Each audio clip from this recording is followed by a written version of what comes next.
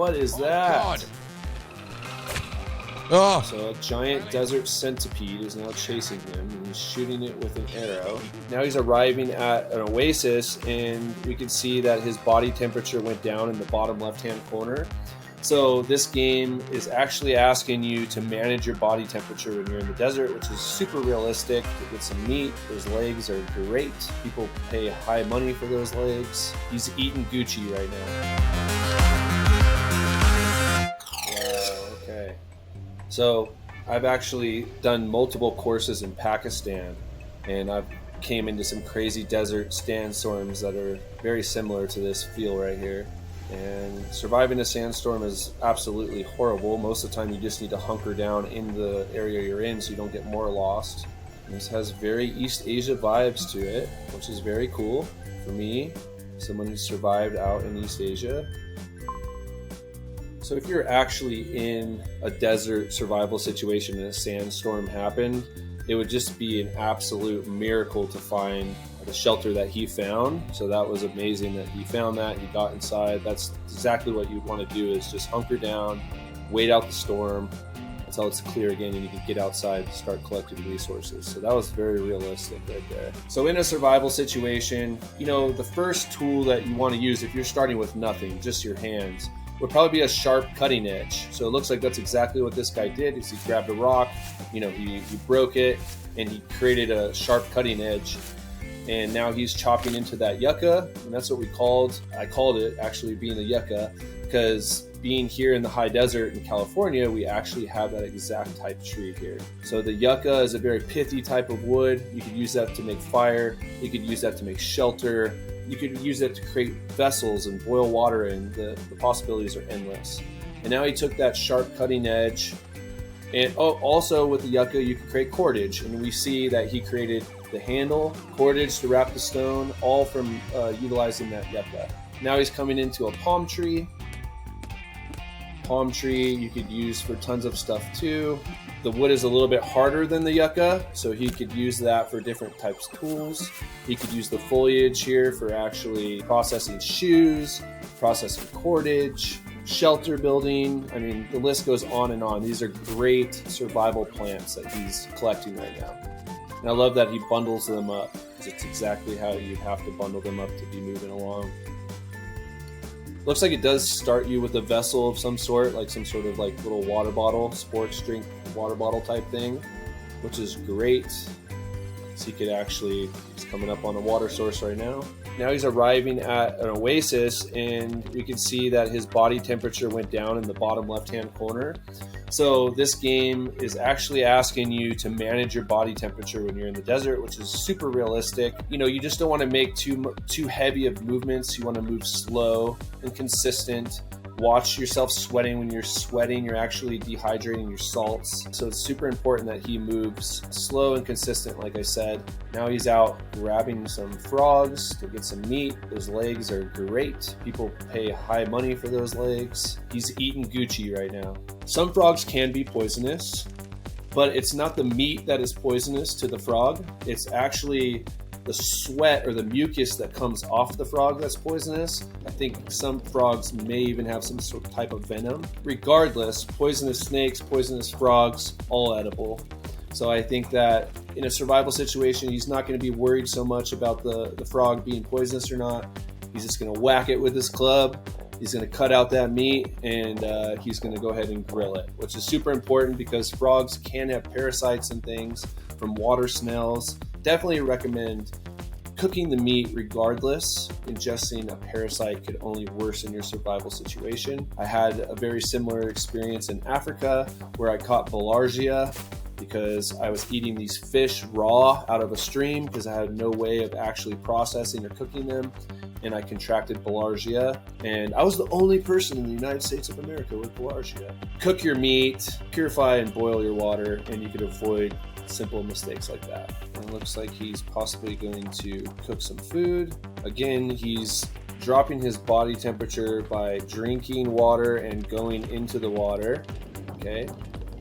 And now you can see his body temperature has dropped down. He can also wet the clothing that's around his neck to make sure that he's managing his body temperature as he's away from the oasis. But you could see like his body temperature rises pretty fast when he's going out into that desert. So he dropped another frog, and he's bringing it back to the fire. He's not hesitating. He's not waiting. But again, that body temperature is going up and climbing like very fast in this desert. So we can imagine it's probably way into probably like 118 or beyond Fahrenheit. When it comes down to regulating body heat in a survival situation out in the desert, I would definitely recommend doing what the animals do in that situation, which is pretty much from 10 a.m. until about 4 p.m. You just need to be chilling in the shade. Don't need to be out there working. Your working hours are going to be from sun up until about 10 a.m. and then from 4 p.m. until the evening. And you just need to be resting in a long-term survival situation. And that's what you'll see lions, hyenas. They're not out there, working their asses off or working their butts off, during the day. They're chilling during the day in the shade. They hunt in the morning and the evening time. You kind of have to replicate that structure. So that shelter they built was a great shelter for the desert because it's really all you need is shade. Are there any? What is this thing, by the way? Is this like a? So it looks like he got like a gazelle type animal. I don't know. I'm gonna come back for your body. Don't. Just don't. One gazelle is enough. Is he gonna go get two? I'm just feeling ready. You know what I mean? If I saw a gazelle out there, I would definitely be trying to build, any type of weapon to take down that gazelle. Because once you drop a gazelle, you are set for a while in terms of tools that you can forage out of that gazelle's body, meat that you could smoke and preserve. I would definitely be doing the same thing as him. I just wouldn't be chasing multiple game animals. I would stick to one animal that I've found. So he's going deep into the desert right now. Again, this could be later in the day, could be doing exactly what I mentioned. So super easy to get lost. It looks like his body temperature is not rising drastically right now, so... All right, I get down in the dirt. Moving to some sort of object. Oh. That looks like another type of structure. Okay, so this is kind of cool. He has a map and he's kind of like, notating on his map his surroundings, which is real. Again, exactly what I'd be doing. I'd be out going through all these ruins, looking for different things that I could actually take for my own immediate survival. You can actually catch hyperthermia from the extremes of day and night in the desert. Because really all you need for hyperthermia, to catch hyperthermia, is like a 20-degree shift from day to night. And somehow he got a camel. That's not explained, but this guy is now just mobbing through the desert on a camel. It's just going to make life a lot easier. We're just grabbing more resources. This looks like a dry lake bed of sorts.